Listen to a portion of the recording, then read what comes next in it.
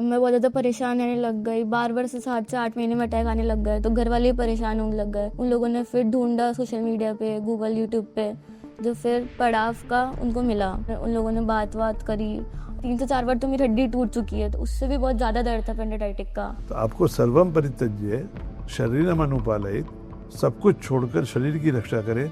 शरीरम विनश्यति सर्वमेव विनश्यति। तो आपको 21 दिन के अंदर पानी पूड़ी भी खाने को देंगे, पसंद है, समोसा भी खाने को देंगे, और छोले भटूरे वो भी खाने को मिलेंगे। What is fundamental nature of our medicine? Allopathy में ये बीमारी प्रोग्रेसिव है। हाँ sir. And gone to pancreatic cancer.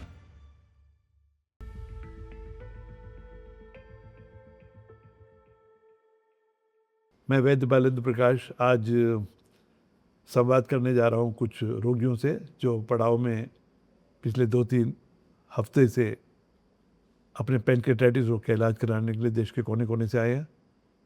बहुत सारी शंकाएं होती हैं, बहुत सारे क्वेश्चन होते हैं। तो आज के सत्र में हम उनसे बात करेंगे, उनकी कहानी सुनेंगे, उनकी आप बीती, अभी तक क्या बीता और अभी क्या हुआ, और उनके जो सवाल हैं उनके बारे में बात करेंगे। मेरा नाम रति है, मैं राजस्थान अजमेर से आई हूँ। मुझे पहला पेट दर्द 2021 में हुआ था। तब घर वालों ने यही कहा गैस वैस होगी, ऐसे कुछ उल्टा सीधा खा लिया होगा। तो फिर 1-2 दिन तो घर पे रुके थे, गैस वगैरह की दवाइयाँ दी। उसके बाद फिर हम लोग गए थे जयपुर हॉस्पिटल में। वहाँ पे फिर आधे घंटे में ड्रिप वगैरह लगाई, फिर ऐसे इंजेक्शन्स वगैरह लगाए, धीरे धीरे करके टेस्ट स्टार्ट करें। तो फिर उसके बाद 11 दिन में हॉस्पिटलाइज रही थी। वहाँ पे उनने कहा कि कुछ उल्टे सीधा, उन्होंने यही कहा उल्टा सीधा कुछ खा लिया होगा या फिर कुछ नस वगैरह हिल गई होगी। उसके बाद फिर थोड़े टाइम बाद सही रहा।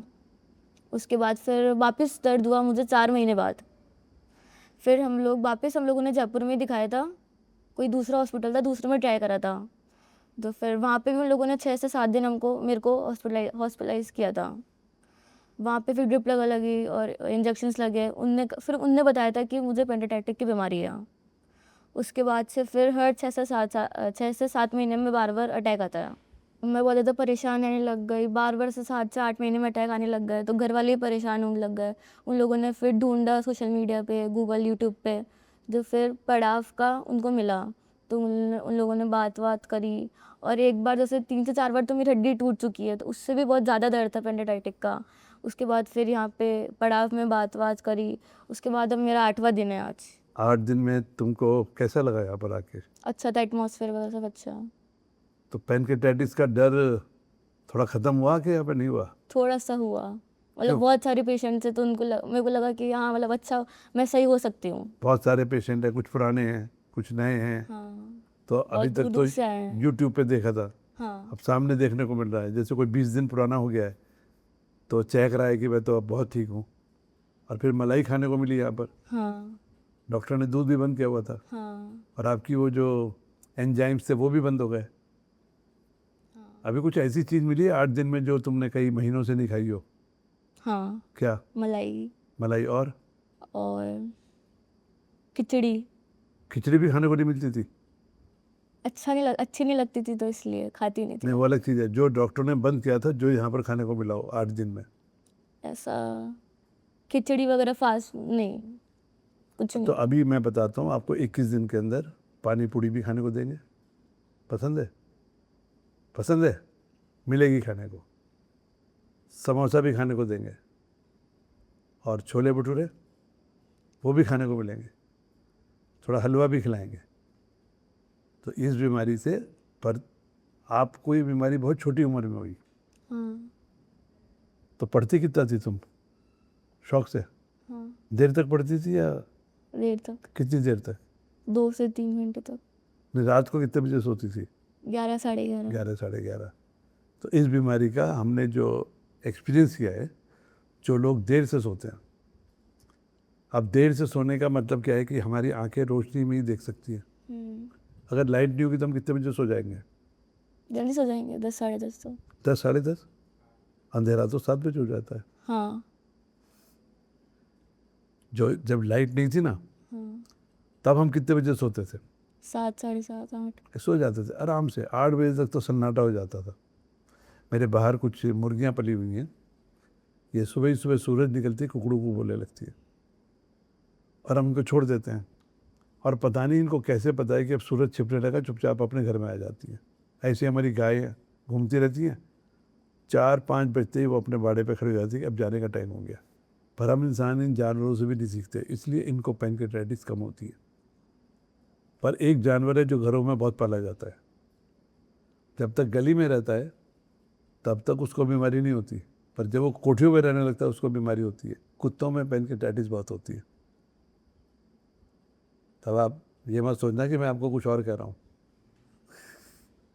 पर वो जो ज़िंदगी उनकी बदल जाती है ना, तो इस बीमारी का नींद से बहुत बड़ा संबंध है कि हम सोएं कब। तो आप पढ़ोगे क्या कि डिग्री मिलेगी, फिर नौकरी मिलेगी, फिर पैसा कमाएंगे, फिर मकान बनाएंगे, गाड़ी खरीदेंगे, इस सब में कौन रहेगा? आपकी बॉडी रहेगी। पर बॉडी के लिए आप कुछ भी नहीं करते हो।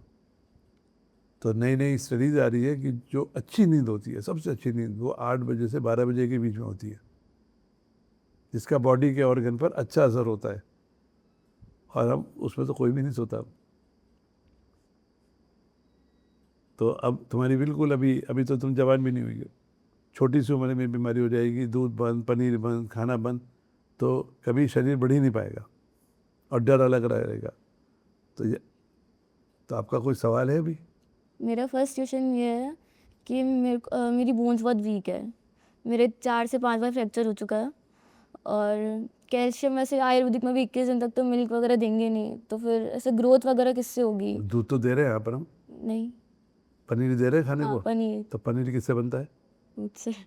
पर ऐसे मतलब ऐसे दूध वगैरह नहीं दे रहे ना रात नहीं, को। दूध इसलिए नहीं दे रहे हैं क्योंकि तुम्हारे पेट में भी थोड़ी सूजन होगी, पर हम दूध, आप 1 लीटर दूध पियोगे, जो आप छेना खाते हो ना, वो 2 गिलास दूध के बराबर है। और 200 ग्राम का अगर गिलास है तो 3 गिलास के बराबर हम छेना खिला रहे हैं, दही खिला रहे हैं।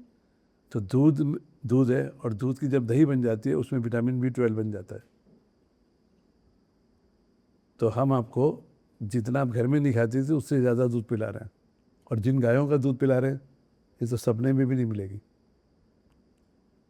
क्योंकि आपका बचपन से हड्डी कमज़ोर है। तो हड्डी कमज़ोर से टूटने का नहीं, आप शैतानी ज़्यादा करती हो, इसलिए हड्डी टूटती है। उछल कूद करोगी तो हड्डी टूटेगी, चलते चलते थोड़ी टूटती है, कुछ ना कुछ खुराफत की होगी ना। दौड़ते खेलते कूदी कैसे टूटी हड्डी? से थोड़ा बहुत खेलते थे, कभी बेड से गिर गई थी छोटी थी तब, ऐसे ही। हाँ, गिर गई ना, तो कहीं से कोई भी चीज़ किस एंगल से गिरती है उससे हड्डी टूटती है। तो आपको कैल्शियम, हड्डी मजबूत करनी है, तो हड्डी मजबूत करने के लिए सबसे अच्छा उपाय होता है कसरत करना और पौष्टिक भोजन लेना। अब जो आपको पड़ाव में खाना मिल रहा है, 3 टाइम नाश्ता, 3 टाइम खाना, ऐसा तो कभी खाया ही नहीं ज़िंदगी में।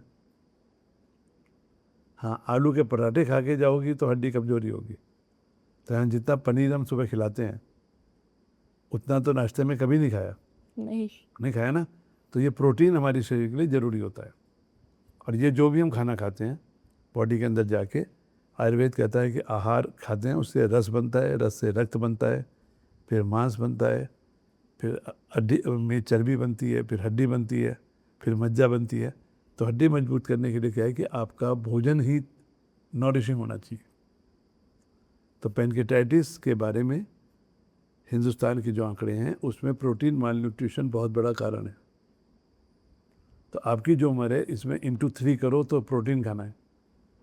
आप एक भी नहीं खा रही थी, इतनी सी दाल खा ली। तो और बोलो।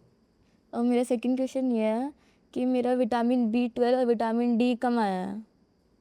और अभी मैंने बोला ना कि दूध पीते हैं तो B12 नहीं मिलता, पर उसी दूध की जब दही बन जाती तो मिल जाता है। तो खमीरा उठा हुआ खाना, शाकाहारी हो आप लोग? हाँ। तो शाकाहारी भोजन में कहा जाता है कि हफ्ते में 4 बार खमीरा उठा हुआ खाना खाना चाहिए। तो खमीरे के अंदर होने से उसमें B12, B1 ये सब बन जाते हैं।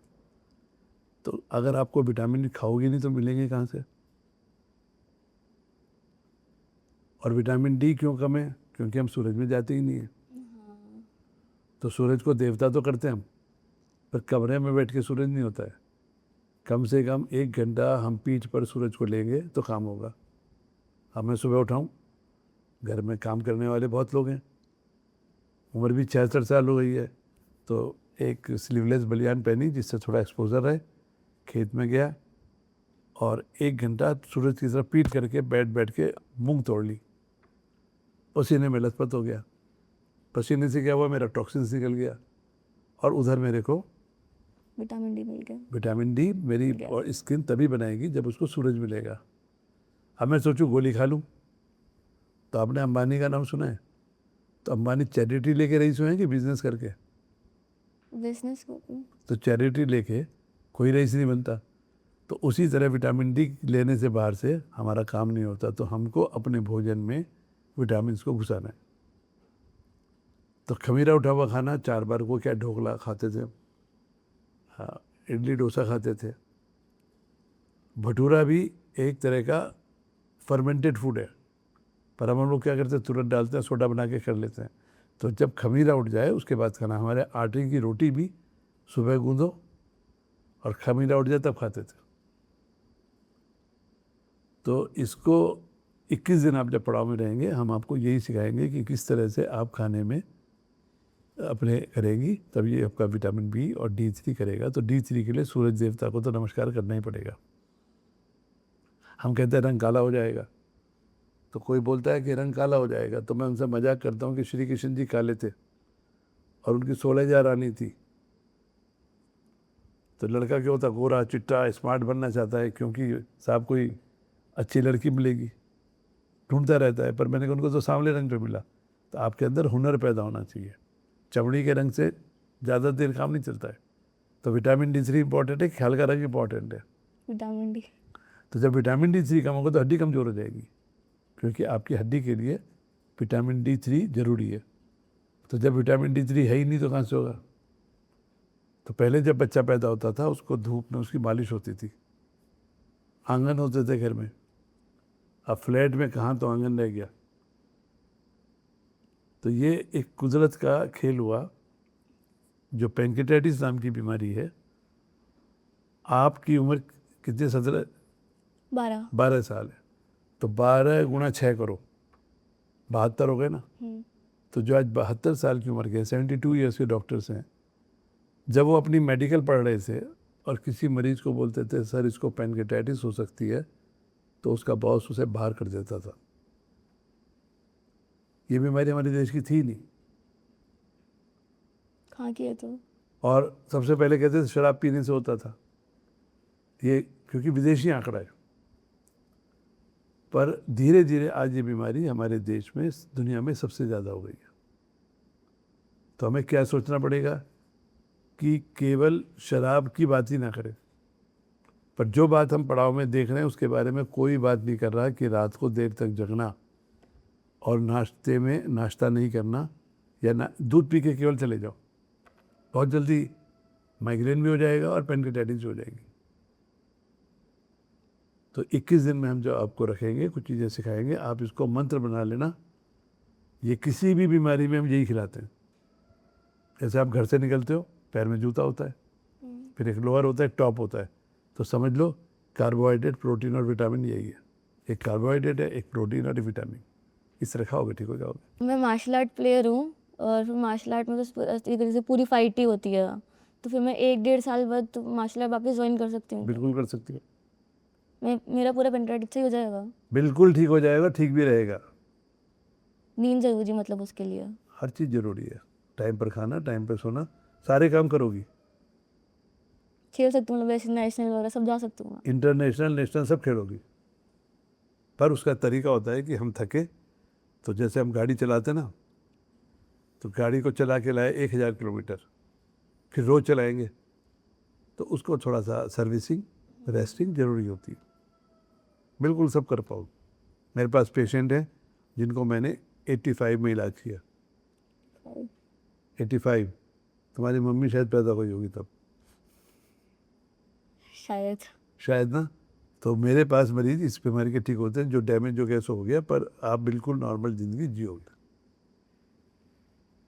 ठीक है, थैंक यू। मेरा नाम आशुतोष है, मैं बरेली से बिलोंग करता हूँ और मेरी एज 25 ईयर्स हो गई है और मेरी ज्वेलरी की शॉप है।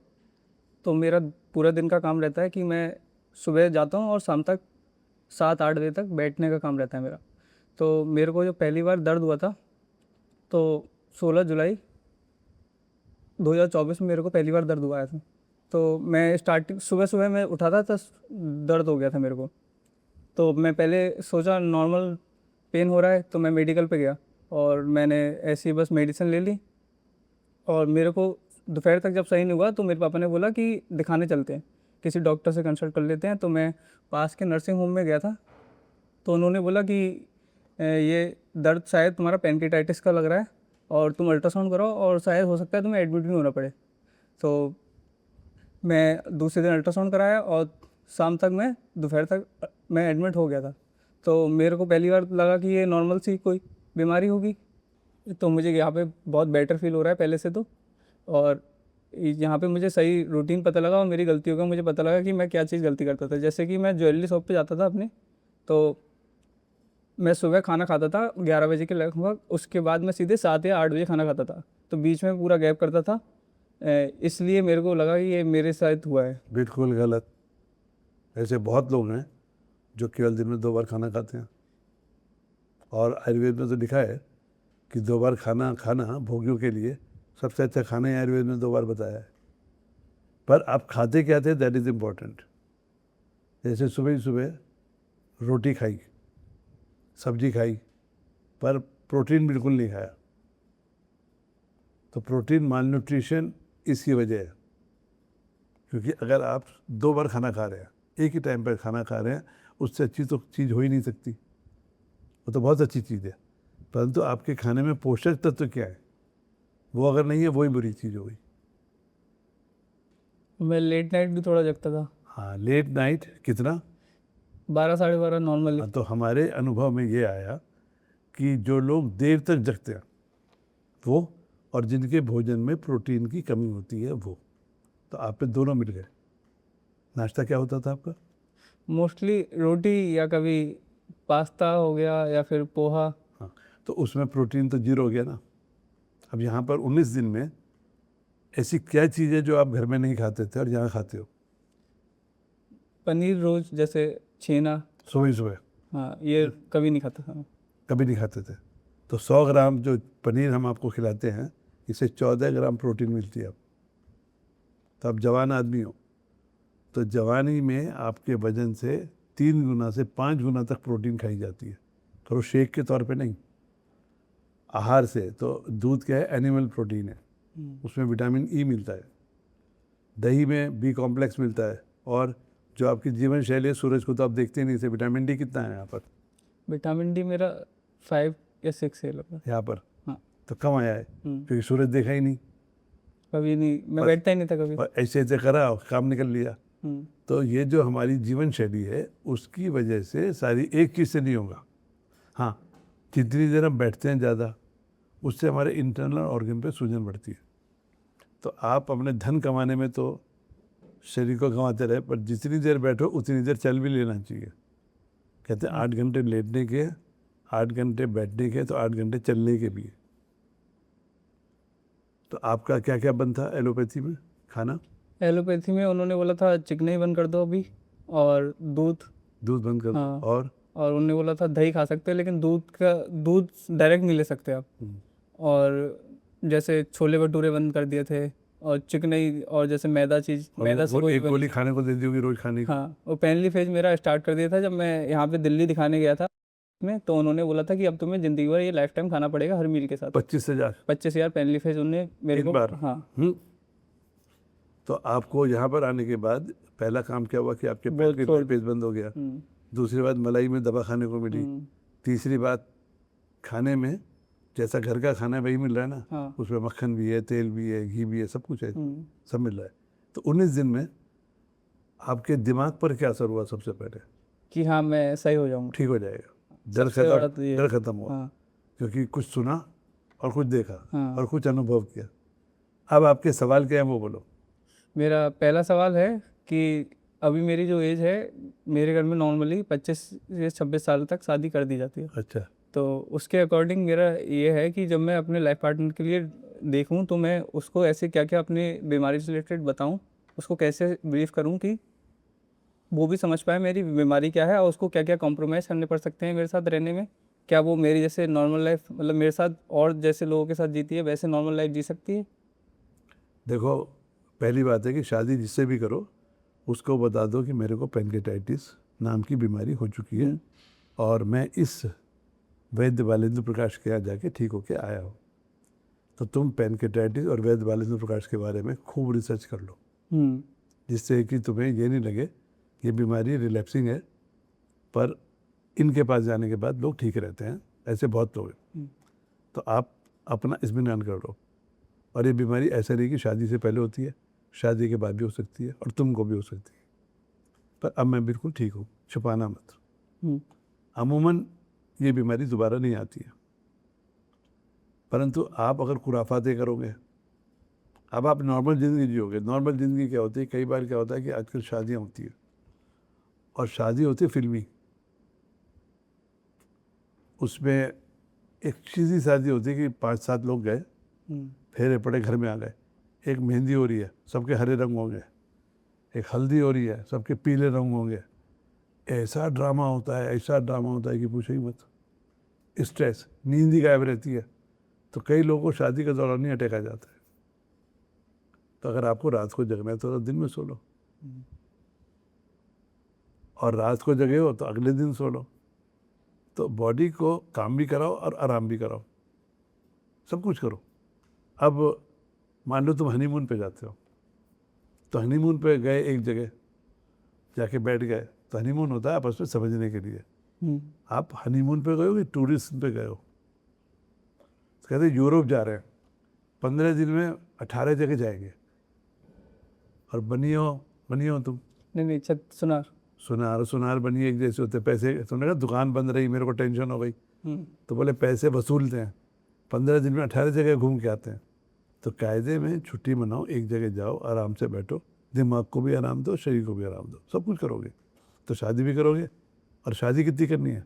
एक ही करनी है। अच्छा तो शादी करो, हनीमून मनाओ, बच्चे पैदा करो, आराम से रहो, कोई दिक्कत नहीं होती है। परंतु ये बीमारी का जीवन शैली से संबंध है, अपने को थकाना नहीं है, टाइम पर सोना। मेरा दूसरा क्वेश्चन है कि तो मेरा जो शेड्यूल है उसके अकॉर्डिंग मेरे को लगता है कि जो आपका पड़ाव का शेड्यूल है उससे मैं अगर 1 घंटा फॉरवर्ड करके अपना शेड्यूल वैसे ही रखूं तो क्या मुझे ये दिक्कत बाद में 1 साल बाद फिर से आ सकती है क्या?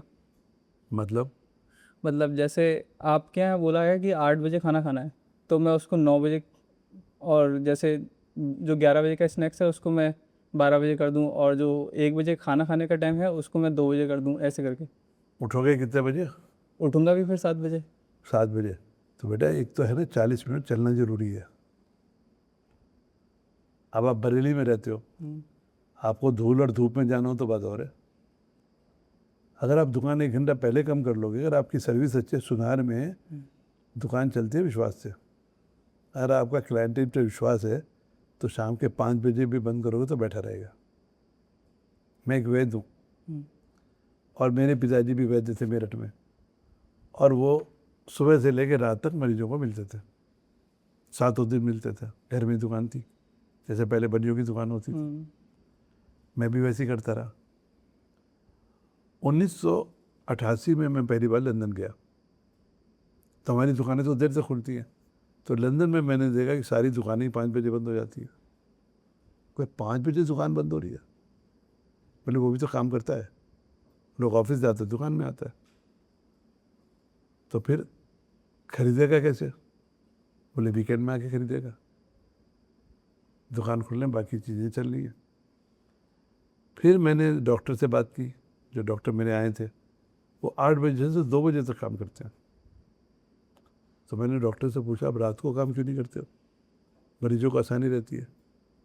तब उसने जो जवाब दिया कि जो रात के आने वाले मरीज हैं दुकान बंद करके, क्या वो वाकई में मरीज होते हैं? अब आप अपना काम दाम छोड़ के आए हो ना यहाँ पर, तो आप मरीज हो, मरीजों के तो दुकान कैसे चले जाओगे? तो मैं वहाँ से आया, और आने के बाद मैंने सबसे पहले काम किया 8 से 5 सेक्रेटरीट बनाया। अब कोई रात को मुझे फ़ोन करता है, मैंने कहा बीमारी तुम्हें अभी हुई है क्या? बोले नहीं। अभी क्यों फ़ोन कर रहे हो? तो सुनार में मेरी भी गुडविल के ऊपर है। आज मैं एक देहात में बैठा हुआ हूँ और यहाँ का भी नहीं हूँ। मेरठ से देहरादून से वो छोटा सा गांव रतनपुरा, नक्शे पे नाम भी नहीं है, साइन बोर्ड भी नहीं है। तो एक विश्वास है जो आपको मेरे पास लेके आया। आपका आयुर्वेद पे विश्वास नहीं बना, आपका विश्वास बना वैद्य बालेंद्र प्रकाश। ये तो बरेली में है ना 3 आयुर्वेदिक कॉलेज, नहीं जाओगे वहाँ पर? नहीं, एक भी बार नहीं गया। नहीं गए, उनका नाम भी नहीं पता आपको, तो आपका विश्वास बना। तो इसी तरह आपकी जो दुकान है आपकी गुडविल पे चलती है। सुनारों के साथ लिखा होता है चोर होते हैं, हम्म, और वैद्यों के आगे लिखा होता है ठग होते हैं, या अनपढ़ गंवार होते हैं, झोला छाप होते हैं, ऐसे लोग समझते हैं। हम्म, तो गुडविल के ऊपर ही तो खा रहा हूँ मैं अपनी। तो आप अपनी सर्विस करोगे तो आपका मरीज अगर वहाँ विशाखापट्टनम में भी बैठा है ना कोई, हम्म, कह रहे यार वहाँ बरेली वाले के चलेंगे, बस देखो उनकी दुकान 5 बजे बंद हो जाती है, और 4 बजे आके बैठ जाएगा। तो आपको ज़िंदगी में ऐसा बनना है कि आप अपनी टर्म्स के जी सको। ठीक। नहीं तो अस्पताल जब से दुकान बंद हुई ना, सही बात। तो आपको परवरदिगार ने पैदा किया। भगवान को मानते हो? तो भगवान जिसको पैदा करता है उसके खाने का इंतजाम करता है। आप कितना भी कोशिश कर लो कमाने का, कुछ ज़्यादा हो गया था तभी डॉक्टर ले गए।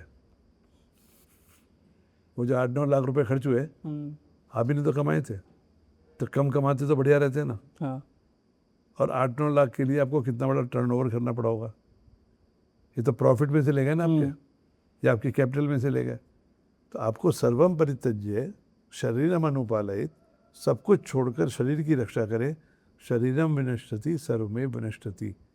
अभी जवान हो और ये आदत आपकी होगी तो आपके बच्चे की होगी। तो बोले हमारे घर में 5 बजे लोग उठेंगे, 1 घंटा हम घूमेंगे धूप में, और 2 घंटे के अंदर हम नाश्ता करेंगे, उसके बाद हल्का आराम करके दुकान जल्दी खोल लेंगे। जरूरी 9 बजे 11 बजे खोलना, 9 बजे खोल लो। अब 5-6 बजे हम घर में आ जाएंगे, ज़िंदगी जियो। तो आपको ट्रेंड बनाना है। मैंने आयुर्वेद में ट्रेंड बनाया। मेरे को बहुत लोग कहते थे आप पाता पिता कफ की बात ही नहीं करते। नहीं करता मैं। मेरे को बहुत लोग अपोज करते हैं, बहुत लोग मेरी बुराई करते हैं, पसंद नहीं करते। कहते हैं आप वात पित्त कफ क्यों नहीं बोलते हैं, पैनक्रेटाइटिस का आयुर्वेद में क्या कहते हैं नहीं पता। पर मुझे पता है कि मैं लोगों को ठीक करता हूँ। मुझे आपसे मतलब है, बाकी आयुर्वेद के लोग मेरे बारे में क्या बोलते हैं मैं कान से सुनता ही नहीं। तो ज़िंदगी आपको जीनी है, तंदुरुस्त आपको रहना है, और पैसा कमाओ, डॉक्टरों को देने के लिए मत कमाओ। सर मेरा नाम ललित है और मेरी करंट एज 24 है और मैं दिल्ली से आया हूँ। एज आई रिमेंबर कि मुझे फर्स्ट अटैक जो था पैनक्रेटाइटिस का, वो एसोसिएट था बहुत सीवियर पेन के साथ। लाइक ये था अक्टूबर 2021 और मुझे अर्ली इन द मॉर्निंग 6 बजे बहुत ज़्यादा पहले पेट में दर्द हुआ।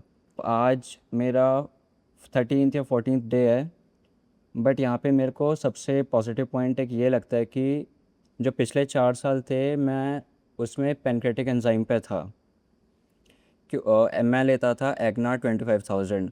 उसके बाद जब सीवियरिटी कम होती थी तो डॉक्टर ऑटोमेटिकली उसको 10,000 करते थे, फिर उसको ऑल्टरनेटिव बेस पे रखते थे। बट अभी जो ये 13-14 डेज़ है मैंने एक भी बार कोई भी एंजाइम नहीं लिया, तो ये मेरा एक पॉजिटिव पॉइंट है। मेरी एपेटाइट यहाँ पे बिल्कुल अच्छी हो चुकी है क्योंकि यहाँ पे 6 टाइम्स मील मिलता है। पहले हम 3 या 4 टाइम लेते थे, बट 6 टाइम मील मिल रहा है और मैं सब कुछ और खा रहा हूँ अच्छे से, तो इतनी कोई सिवियरिटी बिल्कुल भी नहीं है यहाँ पे अब। और इनफैक्ट मैंने आज तक अपनी लाइफ में एक मोमोज़ खाया था, बट यहाँ पे मुझे मोमोज़ भी मिले और मैंने मोमोज़ भी खाए हैं और पानी पूरी मिली है, मैंने वो भी खाई है। और मलाई से मैं पहले दूध भी इतना नहीं पीता था, तो वो भी मैं स्टार्ट कर चुका हूँ यहाँ पे। तो मेरा फर्स्ट क्वेश्चन अब ये है, जैसे जितने भी पेनक्रेटाइटिस के पेशेंट हैं, एक्यूट है, क्रॉनिक है, और जो भी इसकी कैटेगरीज है, अभी तक सब पेनक्रेटिक एंजाइम लेते हैं, पेनलाइपिस लेते हैं, एग्ना लेते हैं, क्रियॉन्स लेते हैं सब। हमारी एक फ़िज़िकल डिपेंडेंसी बन चुकी है उसके ऊपर कि अगर हमने कोई वो डोज स्किप कर दी, तो हमें कोई एक माइल्ड अटैक भी आ सकता था, हमें पेन भी हो सकता था, नौजिया भी हो सकता, वॉमिटिंग भी हो सकता, कुछ डिस्कम्फर्ट भी लग सकता था। तो यहाँ पे आके हमने ऐसा कुछ नहीं खाया, बट हमें कुछ नहीं हुआ। लेकिन हमारी जो मेडिसिन यहाँ पे मिलती है, हम पूरा ट्रीटमेंट 1 साल पूरा मैनेज भी करेंगे, प्रोटोकॉल सारे फॉलो भी करेंगे, बट क्या अमर मेडिसिन 1 साल लेने के बाद भी हमें उसके ऊपर फिज़िकली डिपेंडेंट रहना पड़ेगा? बेसिकली नेचर क्या है अमर मेडिसिन का, लाइक एंजाइम्स जो है वो एडिक्टिव है, अगर हम वो स्किप कर देंगे तो प्रॉब्लम या कोई भी इशू हो सकता है। तो माय फर्स्ट क्वेश्चन इज़ कि what is fundamental nature of Amar medicine? आपको केवल अमर से इलाज नहीं होता। ओके, हम यहाँ पर आपका जो मेटाबॉलिक डिसऑर्डर है, पैनक्रेटाइटिस, ओके, पूरे मेटाबॉलिज्म का इलाज करते हैं।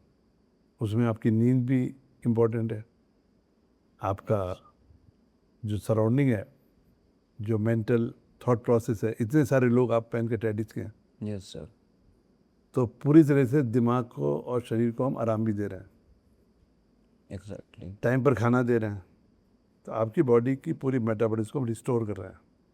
उन दवाइयों में एक दवा अमर भी है, ओके, पर आपको इम्बो भी दी जाती है, आपको रसोन वटी भी दी जाती है, आपको कुछ Yes, sir. विटामिन भी दिए जाते हैं। यस, तो इट्स प्रोटोकॉल। हाँ, अमर नाम की जो दवा है ये पैनक्रेटाइटिस प्रोटेक्टिव प्रॉपर्टीज रखती है, वो इसकी मेन दवा है, ओके, पर उसमें एंजाइम्स कोई नहीं है। आपने देखा होगा कि वो तांबा पारा गंधक से बनाई जाती है, जो कि हैवी मेटल है और जहर है।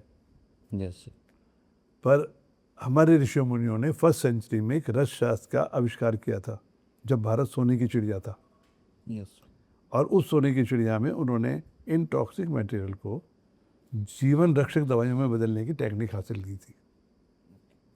तो अमर इज़ नॉट ए एंजाइम, अमर इज़ ए मेटल की मिनरल फॉर्म है, जो हमने साइंटिस्टों के साथ मिलकर, क्योंकि मैं खुद एक विज्ञान का विद्यार्थी हूँ, वैद्य हूँ, मैं मरीजों को ठीक होते देख रहा था और अपने हाथों से मरकरी डाल रहा था, अपने हाथों से कॉपर डाल रहा था। मैंने कहा मरीज को नुकसान क्यों नहीं हो रहा, बच क्यों रहे हैं?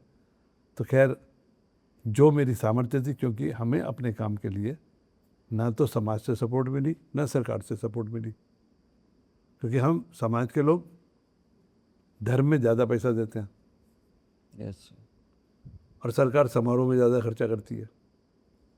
तो जो बेसिक रिसर्च है, तो हमने जो अपना देखा है कि ये दवा जो बनती है, आप देखेंगे भी कि ये एक दवा का सीक्वेंस है, metals convert into mineral complex. Sodium मुंह में डालो जल जाओगे, क्लोरीन आएगी तो मर जाएंगे, पर सोडियम क्लोराइड बढ़ते हुए मरीज को जिंदा कर देगा, तो दैट इज़ कॉल्ड मिनरल्स। अब एक कार्बन है वो जल जाता है, एक कार्बन है जो आग को बुझा देता है, यस, ठीक? तो एक कार्बन धुआं बन जाता है, और एक कार्बन अब अगर आपके हाथ में हो तो मुझे धुआं निकलेगा, हीरे की अंगूठी इतनी मोटी, पर है तो कार्बन ही। यस, तो ये केमिस्ट्री के गेम है ये। तो आयुर्वेद के इस दवा को बनाने के पीछे गहन केमिस्ट्री है, जिसको कोई नहीं जानता। पर आज हम ये कह सकते हैं कि अमर जो बनती है, इसमें फ्री मेटल कोई नहीं है, राइट? मतलब अब ये बॉडी में अंदर जाके काम क्या करती है, ये परमात्मा जानता है और कोई नहीं जानता। ये मेरी खुद का क्वेश्चन है, काम कैसे करती है। अमर की दवा एक मिनरल कॉम्प्लेक्स है, ये बॉडी में जाके पैनक्रेटाइटिस को ठीक करती है। सिग्निफिकेंटली हमने देखा है कि 91% जो है इमरजेंसी अटैक कम हो जाते हैं, 95% हॉस्पिटलाइजेशन कम हो जाते हैं। आज का रोगी और चिकित्सक संवाद का एक सेशन था देश के विभिन्न राज्यों से।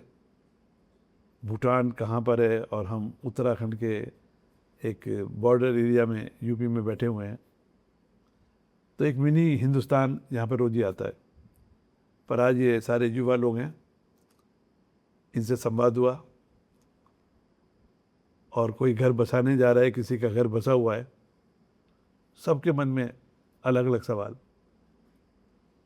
और भविष्य के लिए डरे हुए, बीमारी से डरे हुए, बीमारी से टूटे हुए, शरीर से, मन से, जेब से। तो इस सब ने मुझे उद्वेलित किया थोड़ा। और एक अभी जो इंदौर के आए, इनके मुंह से जब सुना कि ये जीते जी अपनी पत्नी की शादी किसी और से कराना चाह रहे थे, उसके भविष्य को सुरक्षित करने के लिए, तो उसने मुझे झकझोर दिया। तो मुझे लगता है कि जो मुझे पिताजी के द्वारा इस दवा का आविष्कार हुआ, उनके गुरु महाराज की कृपा से, और एक काम में लेके जा रहा हूँ, तो मैं बहुत सौभाग्यशाली समझता हूँ कि इसके द्वारा निराशा में आशा के दीपक जलाना और भयमर्ति इति भेषजा, जो भेषज का चिकित्सक का असली काम है कि भय को दूर करना, उस काम को कर पा रहा हूँ। तो आज के इस संवाद प्रोग्राम के लिए मैं सभी जो मेरे रोगी हैं, जो आज के रोगी हैं और कल के निरोगी हैं, इन सबका धन्यवाद देता हूँ।